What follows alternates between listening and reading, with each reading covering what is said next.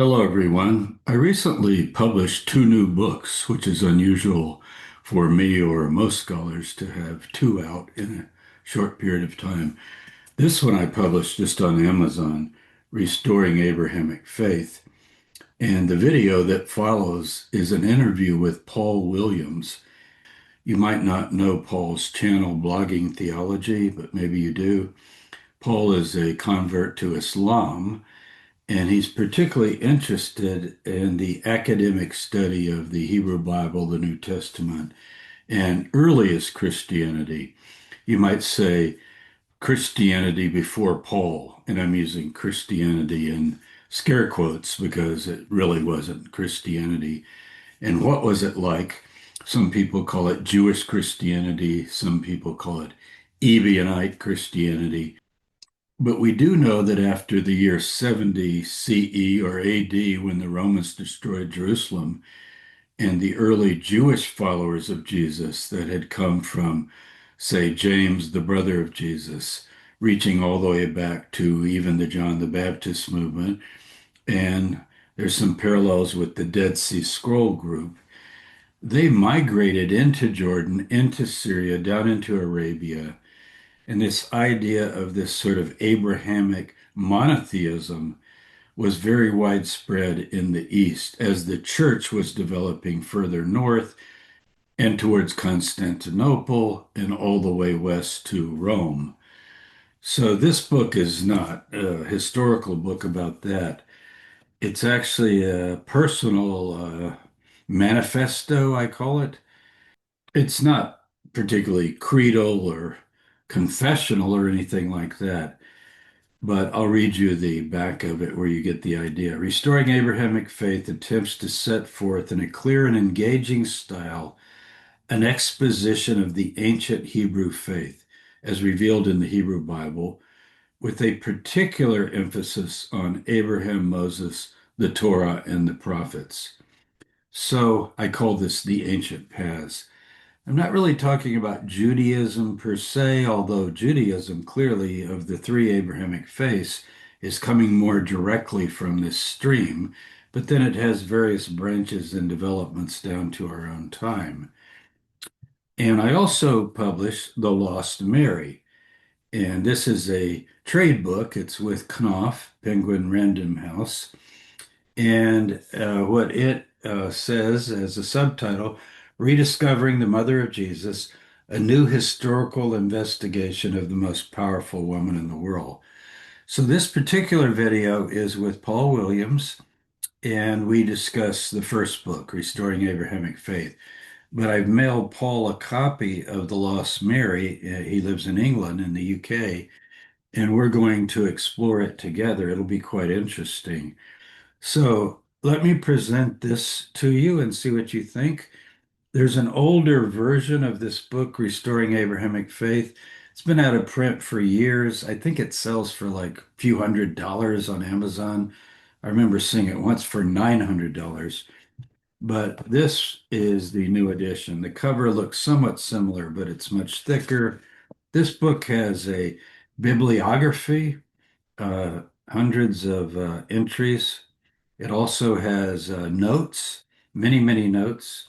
Almost every page has footnotes and references, and it's vastly expanded. So if you order this on Amazon, get the fourth edition revised and expanded, and that's explained in the video. So take care, everyone, and I hope you enjoy this video and learn from it, and I hope you'll get the book and let me know what you think about it. And welcome to Blogging in Theology. And today I'm delighted to welcome back Dr. James Tabor. You're most welcome, sir. Thank you, Paul. We've done a few of these. It's been a while, but this should be very interesting. So yes, it will be. I'm very much looking forward to this. Now, for those who don't know James, he's retired in 2022 as a full professor from the Department of Religious Studies at the University of North Carolina at Charlotte in the US, where he taught Christian origins and ancient Judaism for 33 years. He is currently a distinguished fellow in the Faculty of Humanities at the Hebrew University in Jerusalem.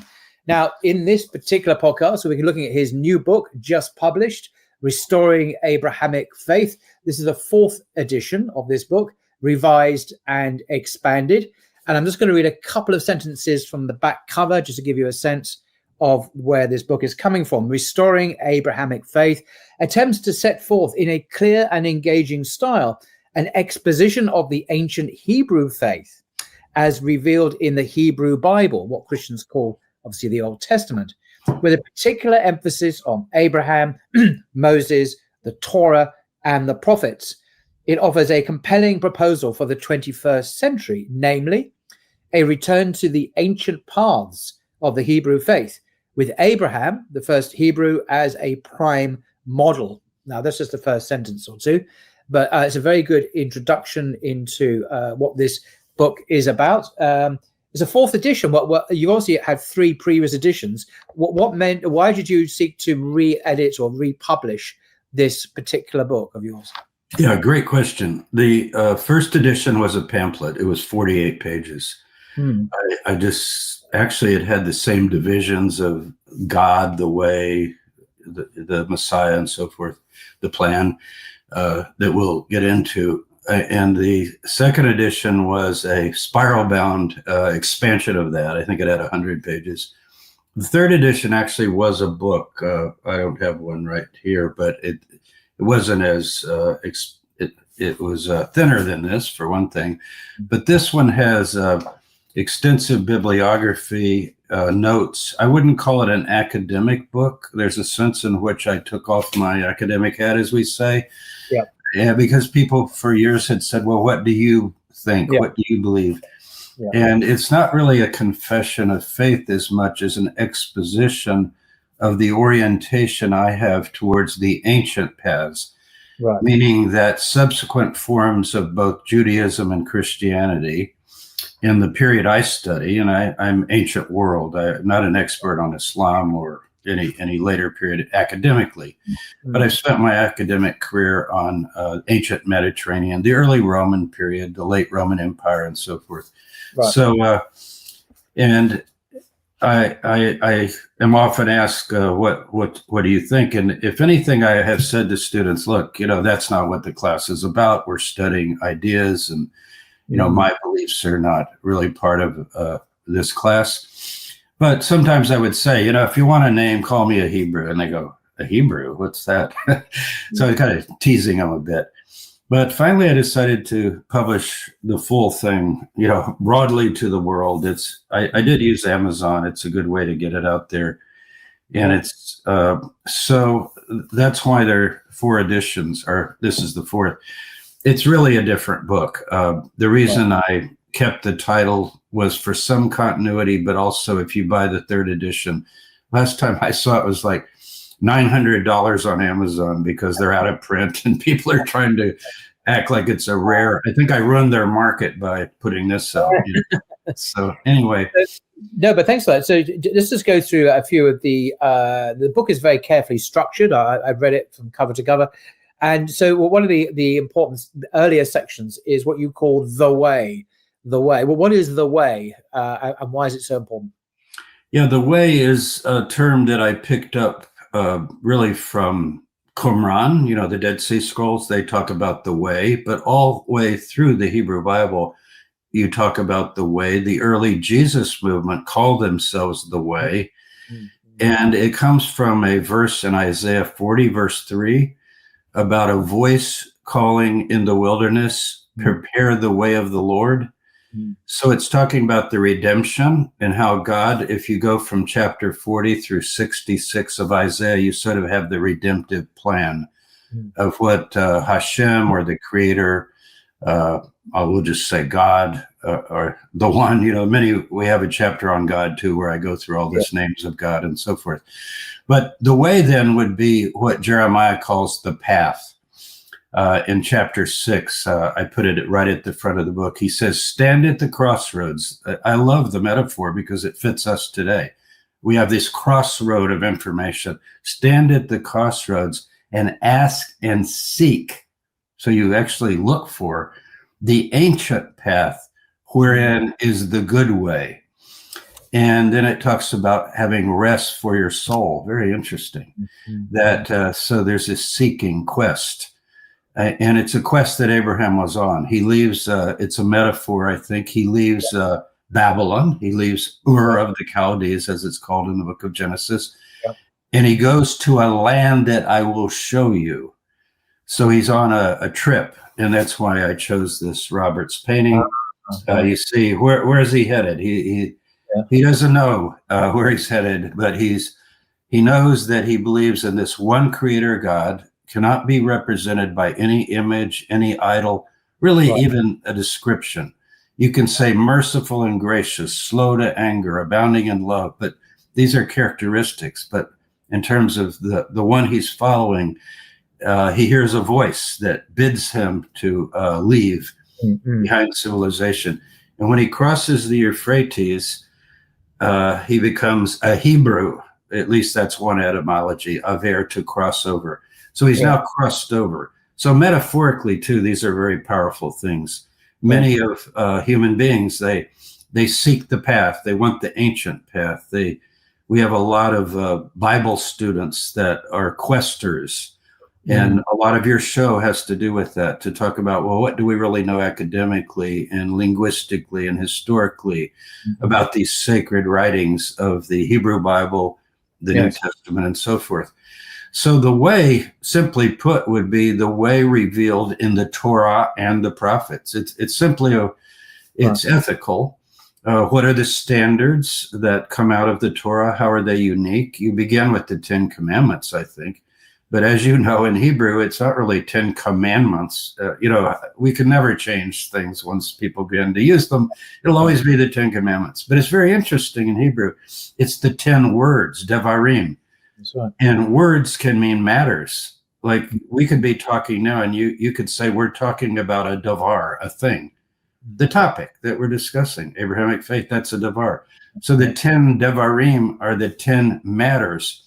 And then we know, as we begin examining, particularly the ones that we know by heart, there's no other God but Hashem, the one God, the nameless one, Yod He Vav He in Hebrew, Allah in Arabic, and most Christians just say God, just the word God. But don't steal. So that would have to do with the whole matter of property rights. It's not matter. It literally sets up a culture that will work and bring blessings to everyone. Yeah. And so it's not a command so much like, oh, you gave a command this, or you gave a command that. That's not the idea. And then adultery, don't pollute the sacredness of sexuality, of marriage. Well, what does that mean? Well, it would be the whole realm of family and human. So we expand these into the matters. Now, how do we expand them?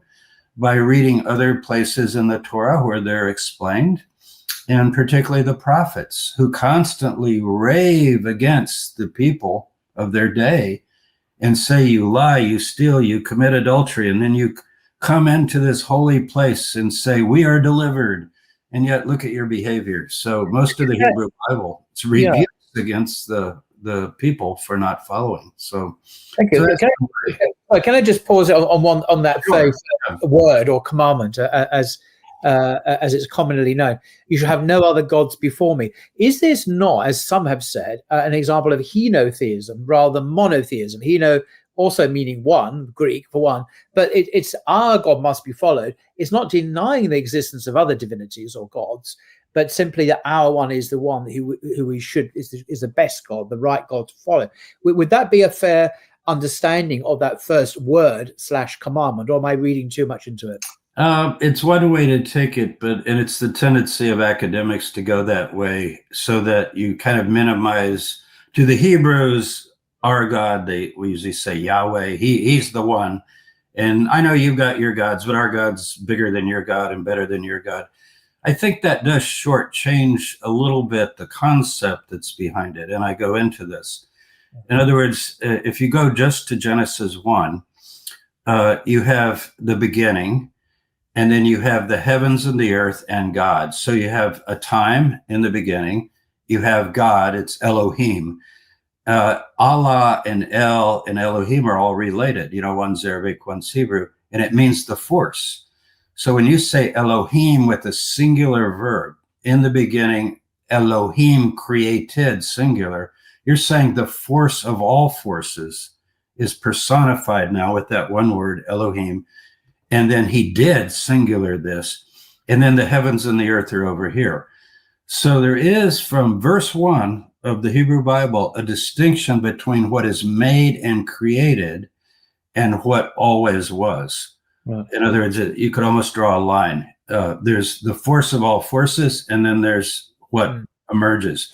Now, if there are other gods or powers, and Paul says, for example, there are many so-called gods and powers, but for us, there's one God. I don't think he basically also says, but an idol is nothing. We know an idol's nothing, and so forth. So I think it's not as simple as saying, okay, we have the right God, and ours is bigger and better than yours, and I know you have gods too.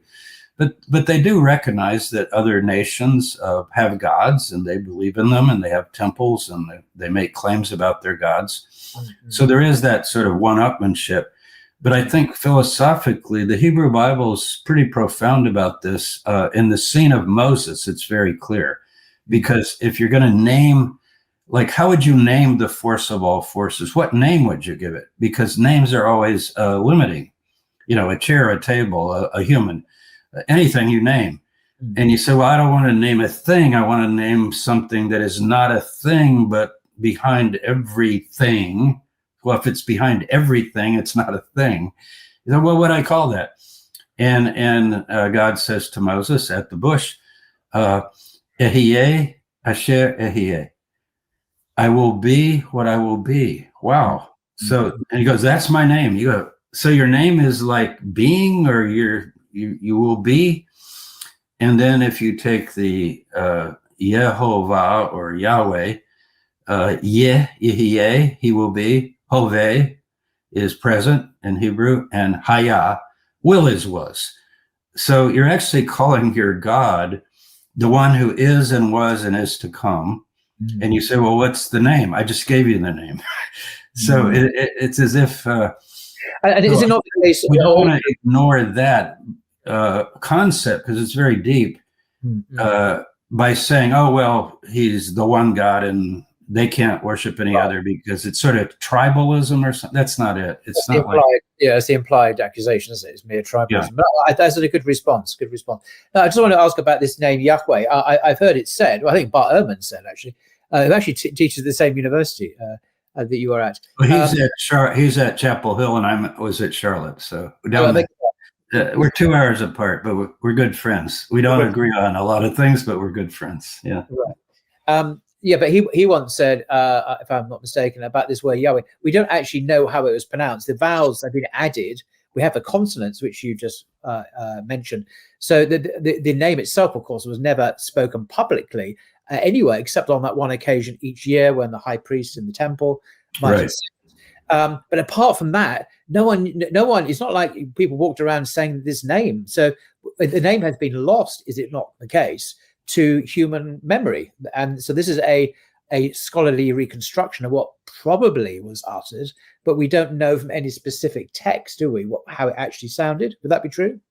That's probably the case. We're not sure when it went out of use. That's certainly the tradition later within Judaism, but it could be that in ancient times it might have been spoken, but we don't have the vowels. You're right. It's they put vowels in where people can read it, and you substitute and you say Adonai. But Adonai means basically Adon is Lord or Sir, and Adonai is Lord of Lords. So Lord of Lords, King of Kings, God of Gods. Even the phrase God of Gods, it does the great, the mighty, the awesome, the God of Gods. That's a good way to answer your question too. The Elohim of all the Elohim, meaning even those Elohim would look to this one force. So there is a exclusivity to it. Mm-hmm. I think Bart's just saying that we don't know. Most scholars go for Yahweh. I would go for Yehovah because that's just my proclivity. Yehyeh, Hoveh, Hayah. but it's a made-up word to simply say will is was. So if you say it fast in English, you've got the name will is was. It sounds kind of comical, but that's what you're saying. Never occurred to me. Yeah. Gosh. Mm-hmm. But that's why Moses said, well, but I want your name. And he goes, I just gave you my name. I will be what I will be. It's future, imperfect. Hebrew doesn't have a future. It's imperfect. Well, so the becoming one, the one who is whatever the one is. And this is a new idea rather than a localized divinity of a mountain or this or that idea of male and female powers or the power of the ocean or powers of fertility. This is skirting all that. And remember, I'm trying in this book to take the cream of the essential concepts, not denying that as you go down, there are different particularities where somebody might not have that exact view. Like I think there's a passage, is it in Micah, about in the future, we will serve the Lord, L-O-R-D, meaning caps, the Hashem, and the nations will walk in the name of their gods, kind of like, okay, that's the plurality you're talking about. But you also have the image of all nations, Isaiah 2, very important verse. In the last days, all nations will flow to Jerusalem, and they will say, come, let us go up to the house of this one God, that he may teach us his ways, there's the way again, and walk in his paths, so way, path. Now and then it talks about peace, that the nations will beat their swords into plowshares, their spears into pruning hooks. And even the United Nations outside, where all the flags are, has the Isaiah wall of all things. Isn't that remarkable? A Hebrew prophet is giving it's almost a travesty because the United Nations is just so crazy by most judgment. I mean, I hope they're trying, but they quote that. And in the back, the Russians of all people, the Soviet Union in the 1960s, gave a statue of a man beating a sword into a plowshare. I don't know if you've ever seen that. And you think, and this was communist, atheistic Russia. Here's what we would like to give the UN. We just decided to use an image from Isaiah. I just think it's astounding. So that's an image too, where the future goal of history is that nations will come up and learn the way of this one God. So it does have this exclusive idea, but they're doing it voluntarily. Notice they go, come, let's go up and learn the way. And they go up to Jerusalem, which becomes the center of this education. So, that's a dream of Isaiah. That's a vision. It's out there. And even the United Nations uses it as an illustration. Let's don't have wars and killings. Let's have peace and justice filling the earth. So, indeed, and the another section, the later section of your book, this one, Restoring Abrahamic Faith, is entitled "The Way." And on page 67, you say Decalogue faith for all mankind. Decalogue is another way of talking about the 10 words or the 10 commandments, different words. Yeah. Deca meaning 10. To restore Abrahamic faith, you say, is to advocate what might be called Decalogue faith for humanity, brackets Isaiah 2:3. If I were to choose a slogan of biblical faith, this would be it. Although the Torah was given once for all by Moses to Israel at Sinai, it is essentially universal, that is intended for all mankind. I want to come back to this in a second. We're looking about the teaching of Jesus and how Christians understand Jesus as Messiah and what his ministry was and how the later church, propounded its own understanding of faith. But just coming back here, when I read the Torah, the so-called Old Testament, I don't get the sense that the Torah is for all mankind. I get the sense it is the covenant gift of God to the Israelites. They are enjoined to obey, so they may have life, as it says in Deuteronomy. I don't get the sense it's given for humanity. So how do you go from the particular to the general in your book? Yeah, the way I do that is to look at the purpose of it being given and what the Israelites are told at Mount Horeb, or Sinai, people call it. I like the word Horeb, the mountain of God in the desert there.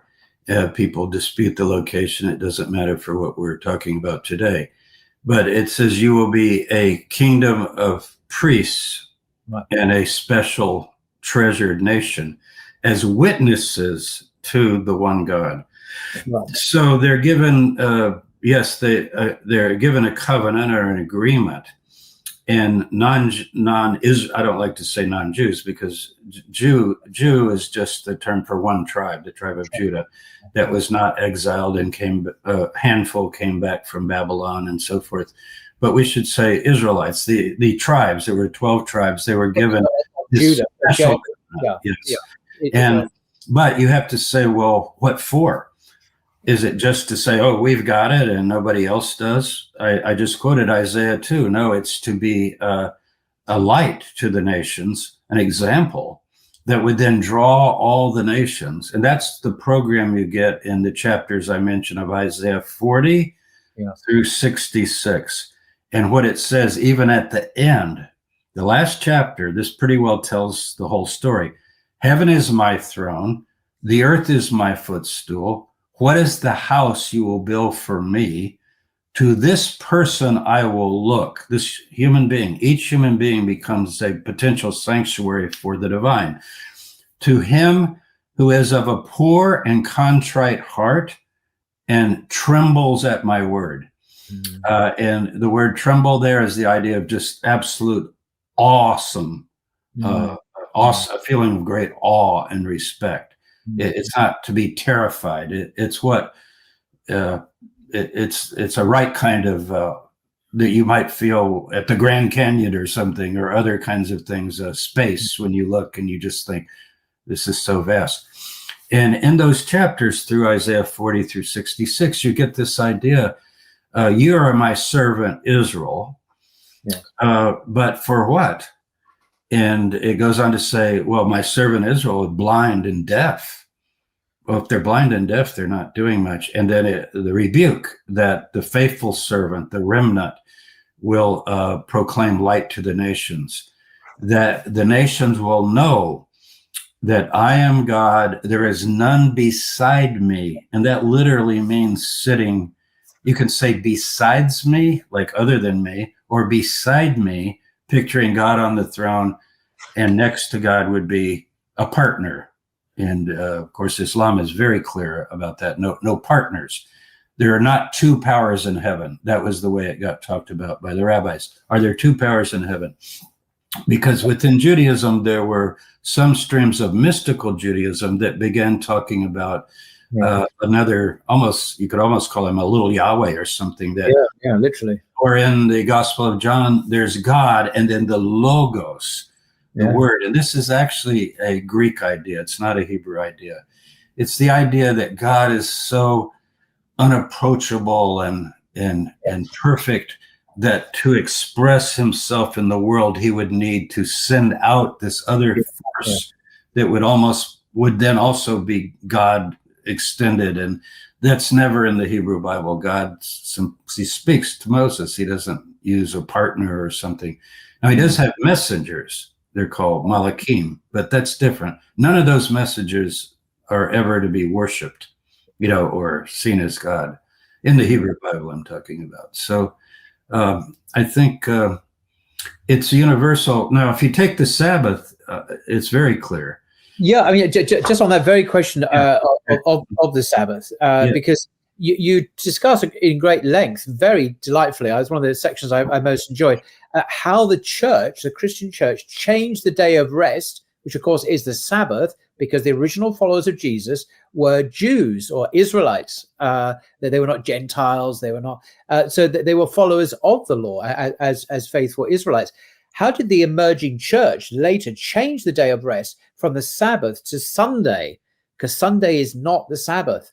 And very few people ever ask this question. I'm sure perhaps some Christians may think when reading the Bible, hang on, Sunday is not the Sabbath. How did that happen? And maybe they don't have a very clear answer. But you do discuss it in depth. So what is the answer? How did the Christians come to change the day of rest? Yeah, it's a big subject. It has been researched very thoroughly. A whole book written on it. I put them in the footnotes and so forth. You'll be able to look these books up. But it's a slowly emerging change that comes what happens is in the New Testament, it's not present. Now, people would dispute that, but, like I'm a New Testament scholar, we'd have to discuss the pros and cons, but I'm giving you my view today, an overview, what I've concluded. Because you have clear references, let's just take the Gospels. And the Sabbath was near. And after the Sabbath on Sunday, after the Sabbath, the seventh day, on Sunday, early the first day of the week. So if you say, remember the Sabbath, the seventh day is sanctified. That's in all the Gospels. It's clear that the Sabbath is the Sabbath. Sunday is the day they found the empty tomb. Yeah. And according to some of the Gospel accounts, you and I have been through some of those. They're not so easy to interpret. But in the earliest account, which is in Mark, they come and they don't have visions or anything. They just are told that he has risen, as he said, and you will meet him in the Galilee. And then later you get stories of them going to the Galilee. That's in Matthew, and some are doubting. And then as you go on, you get more and more firm beliefs. But in Mark, which I always begin with Mark, it's our first story, the earliest. You can kind of build these and see the tradition developing.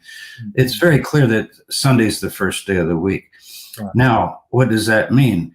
It means that early followers by the 2nd and 3rd century began to think of that as the Lord's Day. They called it the Lord's Day. They didn't call it the Sabbath. They were very clear. The Sabbath is the 7th day, and the first day is the Lord's Day. And they even called it the 8th day. And they began to develop a theology that's not in the New Testament, that, well, the 8th day, that's kind of interesting. Like the old had 7, that's the Jews, right? They're limited, they're Old Testament. And now we have an 8th day for Christians. Isn't that wonderful? Well, a week doesn't have it 8 days. It's always called the first day, but it becomes the 8th day, meaning of the new covenant. And there were gatherings on Sunday, apparently, but actually the earliest reference is in Pliny. He is a correspondent of the Emperor Trajan. This would be around 110 CE. And he writes the emperor, and he says, I've tortured a bunch of Christians to try to see if they're loyal to Rome, and they won't worship your image and the image of the Roman gods. And so I'm suspicious. And he's actually executing some of them. But he does give the results of his examination. So this is very chilling. It's hard to read. I tortured a couple of the slaves to be sure that they were telling the truth. So you don't want to think of that. It's horrible. And he said that all they said was, we meet on a fixed day before sunrise, and we take bread and wine, ordinary food, not the flesh and body of a god, because they've been accused of cannibalism, eating their god. And then we sing a hymn, and then we disperse. So it's a work day. So we do know by the 2nd century, some Christians, they're probably keeping the Sabbath, especially if they're still under the influence of the Jewish Christianity. James, the brother of Jesus, we've done whole programs on him, is in charge. The Sabbath is the Sabbath. Now, how do you ground that? As you go back to your original question, if the Torah is given to Israel and the Sabbath is to them, it's revealed to them, but it's much older. That's why you need Genesis 1 and 2. And what Genesis 1 and 2 says is that God blessed the Sabbath for all humankind. He blessed it. So if you bless it and make it holy in Genesis 2, it's seen as universal. And then when we have 2 versions of the 10 commandments, so-called, the 10 words, one is in Exodus 20, the other's in Deuteronomy 5. Okay, I think it's I can't remember which is which now, Deuteronomy or Exodus, one or the other. One says, I gave you the Sabbath because you're my people. I led out of Egypt. That would be your question, But the other one says, I gave you the Sabbath because in 6 days the Lord made heaven and earth and blessed the Sabbath. So you see, it has a universal aspect. And then in Isaiah again, I keep going to Isaiah 40 through 66. Everybody should study those chapters. They're so important for this whole vision of the future. And guess what? Blessed is the man, the stranger, the non-Jew, who lays hold of the Sabbath. Now, people would say, "Oh, you mean converts to Judaism?" There's no conversion to this. This is talking about an individual turning to God, Right. lays hold on the Sabbath, and begins to follow the commandments. The Ten Commandments are universal. The rabbis recognize this. My favorite commentary is by Hertz, Hertz. Very famous. It's in many synagogues. It's called the Pentateuch and the Haftarahs, and he has a long exposition on the universality of the Decalogue. So I quote, it's referenced in the book. People can look it up. And I quote him. And he's a very he was the chief rabbi of Britain in the previous century, very towering figure. And so some Jews today would say, no, the Sabbath hours and so forth. But then you just need to remind them of these other texts. So the Sabbath is universal, and it is something that was given to humankind. Right. And there's a great irony here, because there's a paragraph here, if I may just read from your book, sure. page 75. You say, talking about your childhood, in my experience growing up in an evangelical Christian church, the riches that come from a deep study of the Torah and the prophets were largely missing. I remember puzzling over the words of Jesus. I also was puzzled, by the way. Quote, as of Matthew 5, chapter 19, whoever annuls one of the least of these commandments, this is of the Torah, and teaches men so, will be called least in the kingdom of God, end quote. And yet the Christian tradition ended up teaching that the Torah was abrogated and replaced by a new covenant. This is Galatians, amongst other things. This meant that the Bible that Jesus and all his early followers used, subsequently called the Old Testament, was seen as largely obsolete, an obsolete precursor of the New. The result was that the Torah, as a definitive revelation of God's way, was forgotten and in some cases even repudiated. Thinking of, well, there are lots of examples. And yet Jesus, quoting the Torah, had declared, quote, man shall not live by bread alone, but by every word, italicized in your book, that proceeds from the mouth of Yahweh, or YHVH. That's Matthew 4:4 and Deuteronomy 8:3. So the great irony here is that the Christians abolished the Torah, at least in terms of Torah obedience, as a means to pleasing God, as a means to salvation. Yeah, they confused it with this issue of merit and self-righteousness. In other words, think of the Torah and just ethical standards of God. If you don't, the Torah just means teaching. Yeah. So think of the way as a kind of a mirror, and you look in the mirror and you see reflected what actually is. You're seeing yourself, perhaps. And so you don't break the mirror because it's reflecting something about you. Like if you're a lying, cheating, Sabbath-breaking idolater, the mirror is not the problem, you're the problem. And so people confuse justification by faith. The Hebrew Bible teaches justification by faith. It just doesn't tie it to the blood of a human being, that a human being paid for sins like an animal sacrifice. In fact, it repudiates that. The Hebrew Bible says, shall I offer my firstborn son for my sins? What does the Lord require of you? And what I make it very clear in the book, many passages I quote, powerful passages. Turn to me and I will turn to you. As a father pities his children, Hashem, or the Lord, pities those who fear him. So any human being at any point in history, according to the Hebrew Bible, can call upon the name of God. We have Psalms. One of my favorite Psalms I quote is that the Lord, the God, is near to all those who call upon him in sincerity. Every human being, it's universal. Now, the particularity that it became was unfortunate, and Jesus tries to break that. For example, on the Sabbath, only in Mark, the others don't include this. They don't want to say. When he's asked about the Sabbath, he says, well, the Sabbath was made for humans, not humans for the Sabbath. He just said it was made for humans. He says man, but that's a generic term. It's made for humans. And what he's saying is you could become a slave to certain sorts of rituals and religious observances. Like, do you keep the Sabbath? Well, I'm really righteous because I keep the Sabbath. Or is it a benefit that comes from the whole world pausing, shutting off our cell phones, so to speak, shutting down the computers, being with family, meditating, having time off, rest. And it's for the animals too. Remember, it's like some cultures work 24/7, and it's not a healthy thing to do. So there's all kinds of benefits for the Sabbath, but it's mainly a sign between the Creator and his people. In the Hebrew Bible, it becomes a kind of a sign. It's called a sign. Mm-hmm. So it's not the Jewish Sabbath, if you take the broader view that I lay out in the book. Yeah. Okay. I mean, can we just change gear slightly and look at the Jewish Messiah? And there are a handful of passages in the Jewish Bible which you list in your book. They don't necessarily mention a Messiah, but nevertheless, they are understood to be messianic.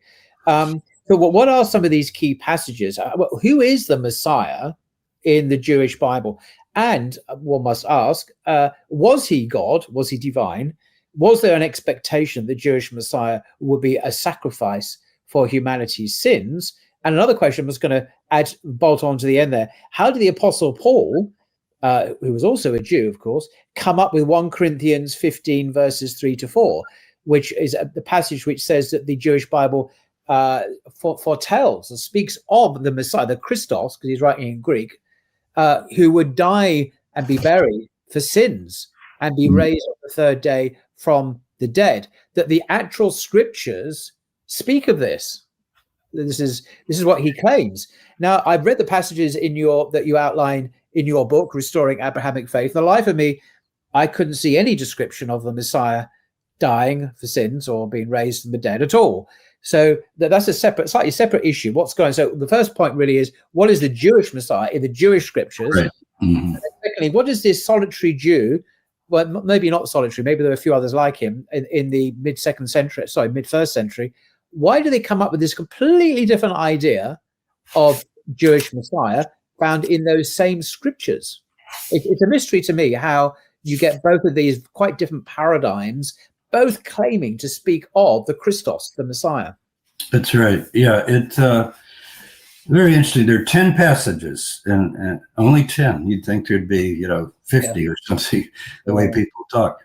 And I quoted every one of them, word for word, translated them. I use the Revised Standard, but I alter it sometimes if it's incorrect, because I'm able to translate Hebrew. I've published a translation of Genesis, for example, if people are interested in my translation of that book.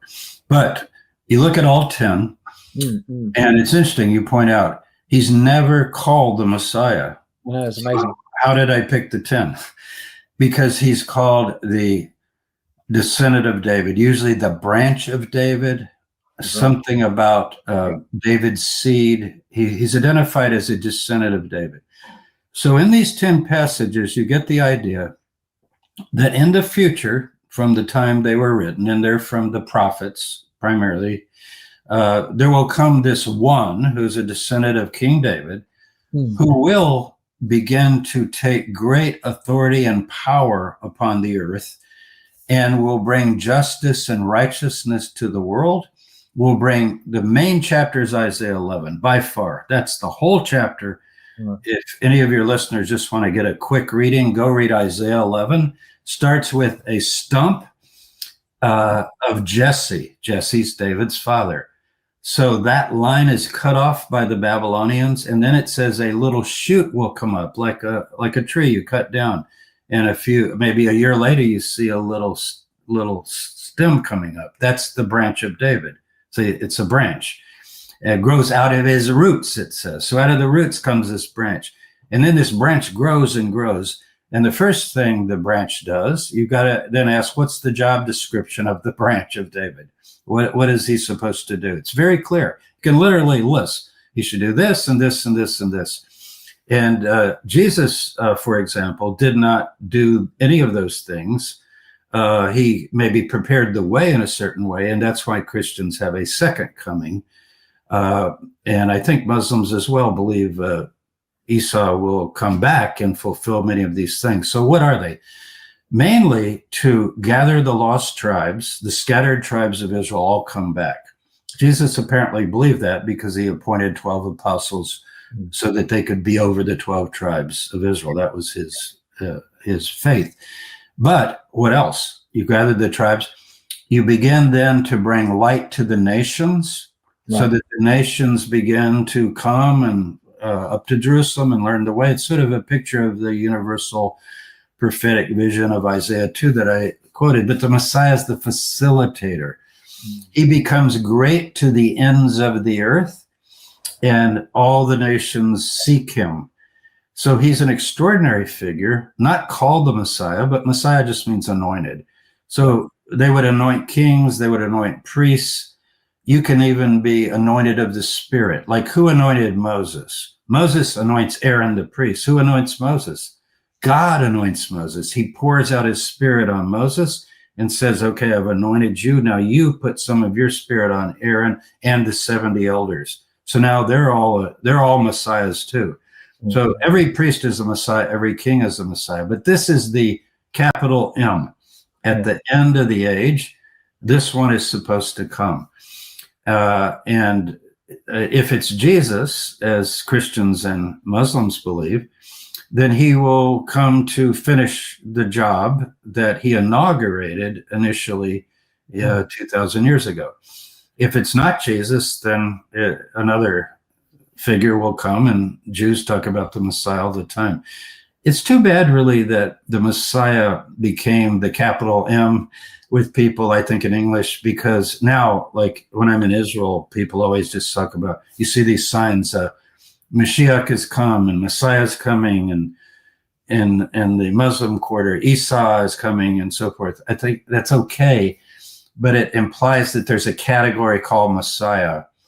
And it would be better to talk about the Davidic figure. I know that sounds too academic for people, but that's the way the prophets approach it. But as far as being God, absolutely not. In fact, one of them, Micah 5, says he will rule in the strength of his God. And not just the Messiah has a God. And that's also in the New Testament. One of the I will return to my Father, your Father, my God, and your God. Jesus, he says he has a God. And yet, when we ask Christians this, well, hang on, Jesus has a God. No, he is God. Okay. It's confusing. You know, my mother, I'll tell a story about my mother. She's passed away. She was in her 90s. And I said, I had left all that behind. And she said, well, your church believes Jesus is God. She goes, he's not God. I said, Mom, your church teaches it. All the churches teach it. Well, she said, that's crazy. God is God and Jesus. So she's just taking a simple view. What do you mean? He's praying to God. And, I'll give you two examples that are quite stunning. One is John 17. Now, John, you would expect people go, oh, hi, Christology. John, yeah, Jesus is God. So what does he say? It's his last prayer. Maybe we should respect that. He says, I pray, Father, that they may know you, the only true God. Stop. The only true God, and the Messiah whom you sent. See the difference? And the other one is Revelation 11. The kingdoms of the world have become the kingdoms of the Lord, L-O-R-D. It's Greek, but it means the Lord God, and of his Christ, his Messiah. So the proper way to speak is the one Lord God and his anointed one. The anointed one is just a servant, and he's not to be, he's an agent that facilitates and brings about the nations coming up. Now, this is the view of the Hebrew Bible, and it was left behind. As far as Paul goes, the text, according to the scriptures, it's very difficult because if he just said that Messiah died and was buried and was raised the third day, that would be okay. That's your view. You received it from the tradition. But he says, according to the scriptures. And in the book of Acts, he goes into synagogues and it says that he reasoned from the scriptures how it was necessary for the Christ, the Messiah, to suffer and die for our sins. And in Paul, I know people don't like this, that want to be more liberal, and they really fight it. But Paul says very clearly that the way to God is only through the justification that comes by faith But it doesn't stop there. I agree. That's the Hebrew Bible, through faith in the blood sacrifice of his son. Read Romans 3, read Romans 4. He says Abraham was justified by faith. Hey, there you go. And an opponent of Paul would say, yeah, and he didn't believe in the blood of Jesus, so you just contradicted yourself. So Paul is putting forth something. So where's he getting it? Yeah, that's my question. Because he was I get the impression, he gives the impression he was a learned Jew. He was not some kind of illiterate peasant who never touched the Torah. This guy argues like a theologian. He's someone who's got quite an extraordinary intellect, quite brilliant. He's impressed people for the last 2,000 years. So where does he get this idea from, which is clearly not there in the very scriptures that he is claiming to quote from? Yeah, we're almost sure that he's getting it from Isaiah, this section of Isaiah that I'm talking about, 40 through 66. And 3 times in Isaiah, there are 12 hymns to the servant. They're called the servant hymns. They're 12. Yeah. But in 4, I said 3, sorry. In 4 of them, the servant is despised, rejected, spit upon, and yet he's still called Israel. My servant Israel will be rejected. And then in 52 and 3, but mainly 53, you have phrases that he will be like a lamb led to the slaughter. He was wounded for our transgressions. He was bruised for our iniquities. All we like sheep have gone astray. The Lord has laid on him the iniquity of us all. Mm-hmm. So that's taken literally to mean a person, Jesus of Nazareth, who bore the sins of the world. Mm. More generally, if you read all of the servant passages, it's important to read all 12 and then understand there's a faithful remnant of Israel that has not left God. As you go through, you can just underline, who is blind but my servant Israel? Who is deaf but my servant Israel? So there's a portion of Israelites that are called blind and deaf. There's another portion, and it's a group actually, that he says, my ears have been opened to hear God. Morning by morning, he opens my ear. And he has anointed me. That's kind of like the remnant faithful servant. Now, they are suffering collectively. People say, well, it's the Jewish people. Generically, it's fine for Jews to say that. I mean, after the Holocaust and so forth, the sufferings of the Jewish people have been amazing over the years. But the sufferings of Protestants, believe it or not, by the Catholics, hundreds of thousands tortured for not agreeing in the Trinity, for example. We don't know how many in the Inquisition, but it's a lot. And I'm not comparing the two. I'm just saying that it's trying to put forth the idea that there would be a small group of faithful Israelites, that they would be rejected by the others and killed. So what did Jesus say? Which of the prophets have you not killed? He says to them in his own day, name a prophet that you didn't persecute and kill. And they're like, and he says, and here I am, and what is it? You're taking up stones to stone me. So the suffering servant is not an image of someone coming and doing it for the world. It's saying, look at these people that were God's servants that have been rejected and wounded, and it's likening it to a sacrifice. In other words, you have, as Jeremiah says, I think it's Jeremiah, for your sake we are killed all the day long. We are killed all the day long. We prophets, we servants of God. And I wouldn't just blame the Israelites. The history of any prophet or person who speaks out against injustice and unrighteousness and, as we say, speaks truth to power, is often to get crushed. Think of the examples. In World War II,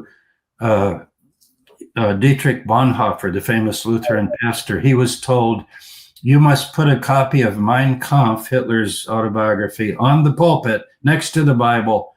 And he went in his church the next Sunday. He took a copy of Mein Kampf, he threw it to the floor and stepped on it.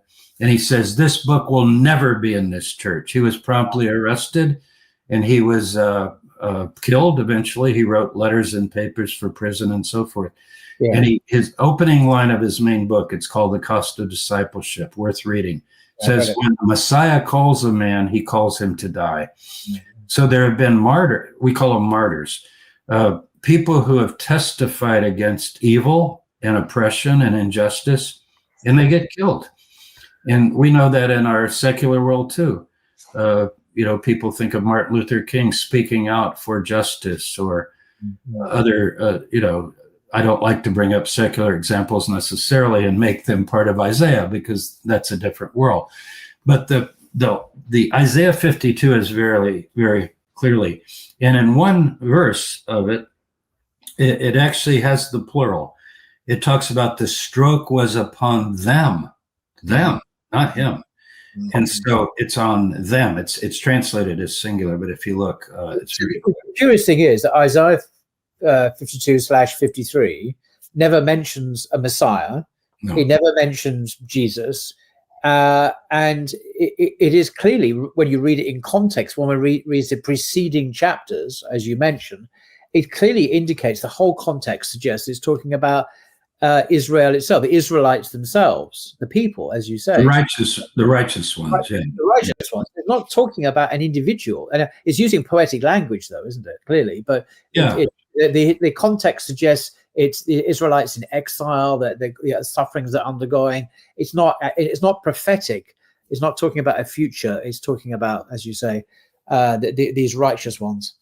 And it could be that in the time of Jesus, I don't know the mind of Jesus, maybe he is identifying himself and his movement, because he talks to his followers and says, I'm going to take up a cross. If you would follow me, you too take up a cross. I think he could have anticipated that opposition, but it's far removed from anything the church later established as a ritual and a sacred meal. With all due respect for religions, I would always add that, people have their sacred practices. They're often very sincere.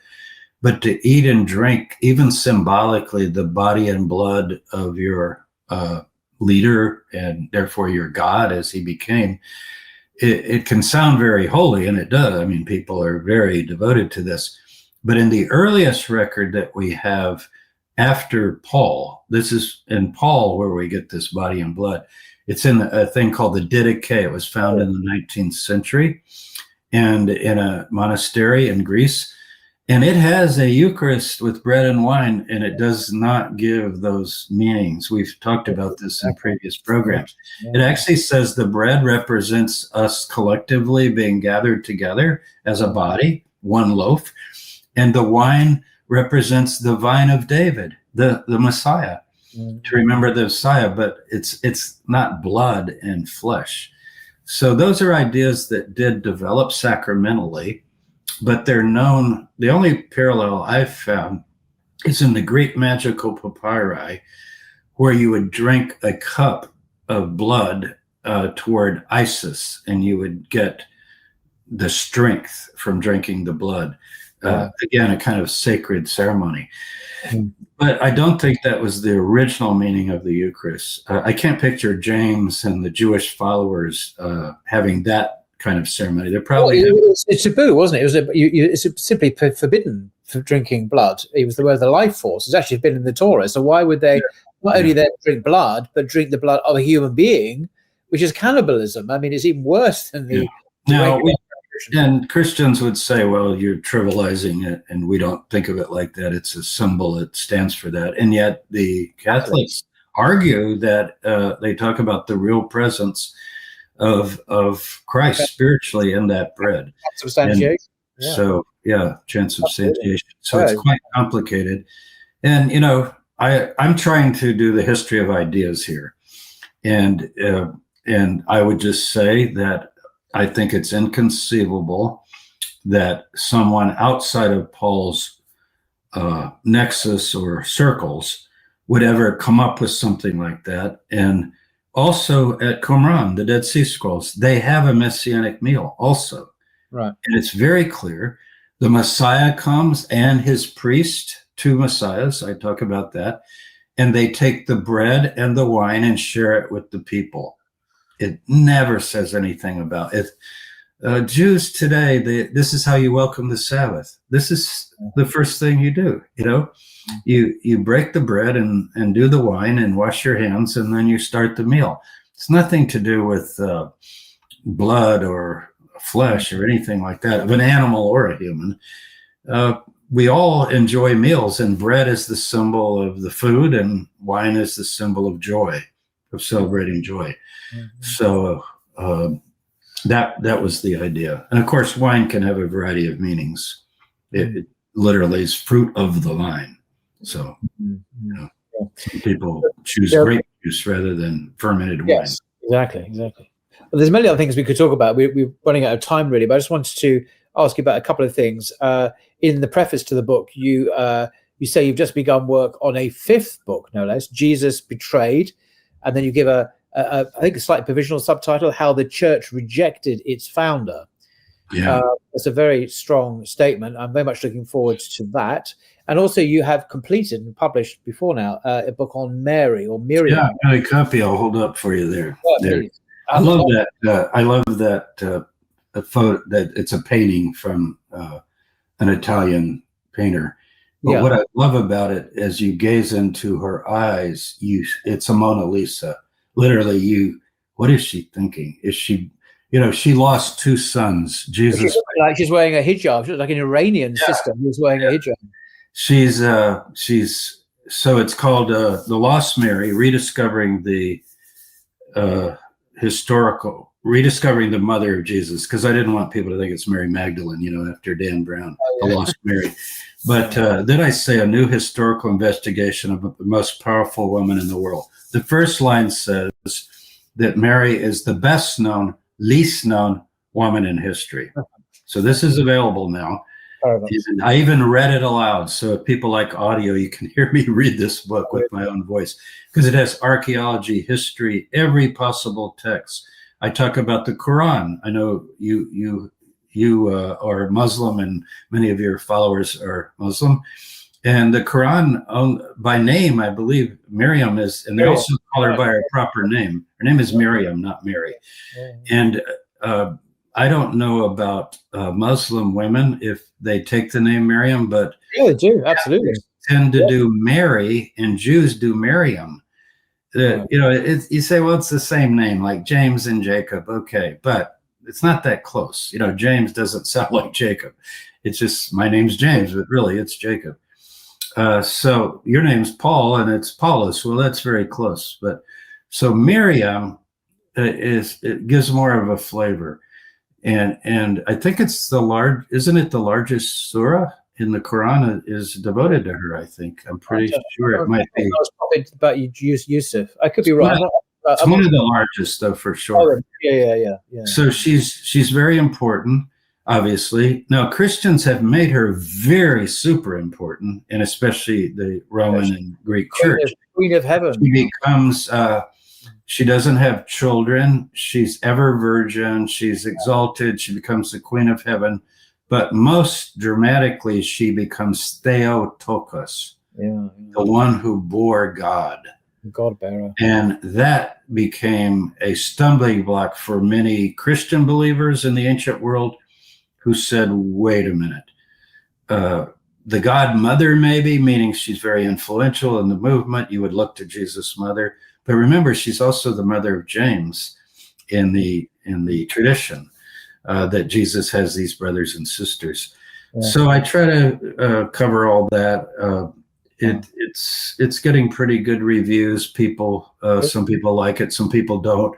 But I want to put her back in her own time, her own place, and I'll get you a copy, and maybe in the future we can talk about Mary as well, the historical Mary. The historical Mary, the real Mary, the Jesus of history.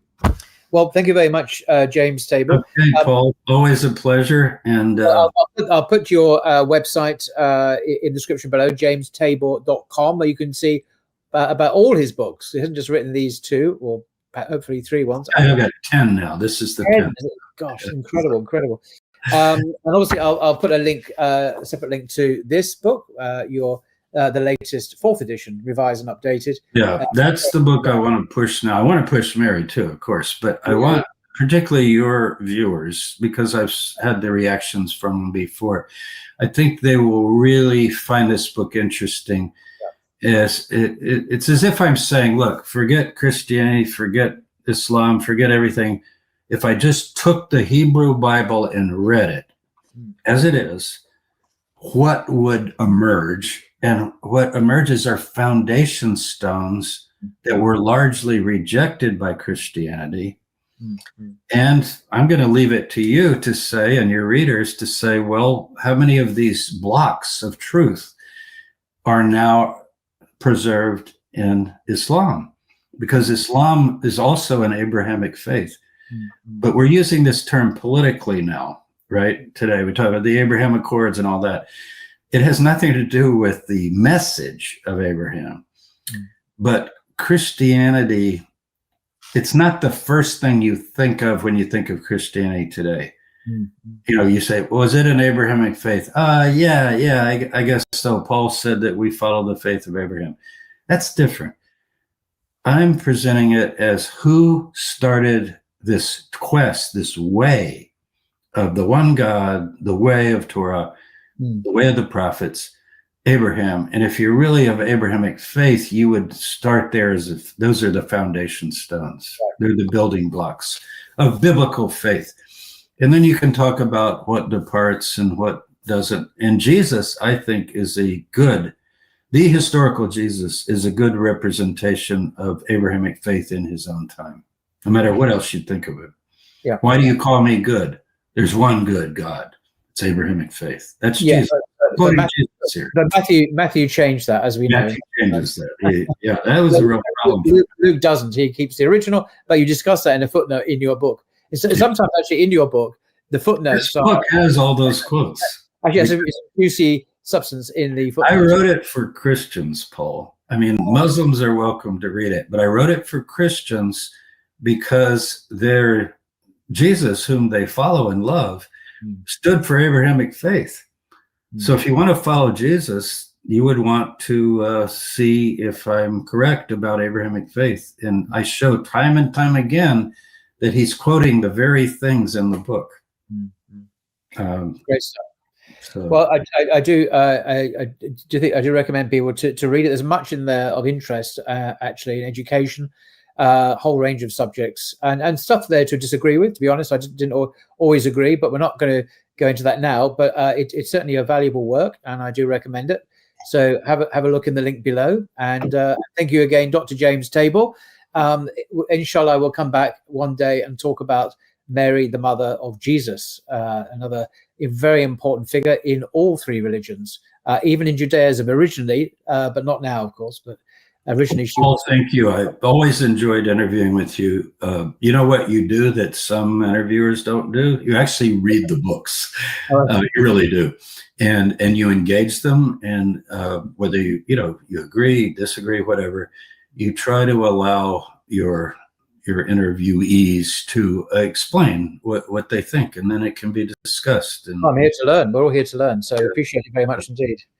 Well, okay. Until next time, James, have a great day. And you too. And as we say in Abrahamic faith, a peaceful Sabbath. This is a Friday here, so you're already into the evening. So take care.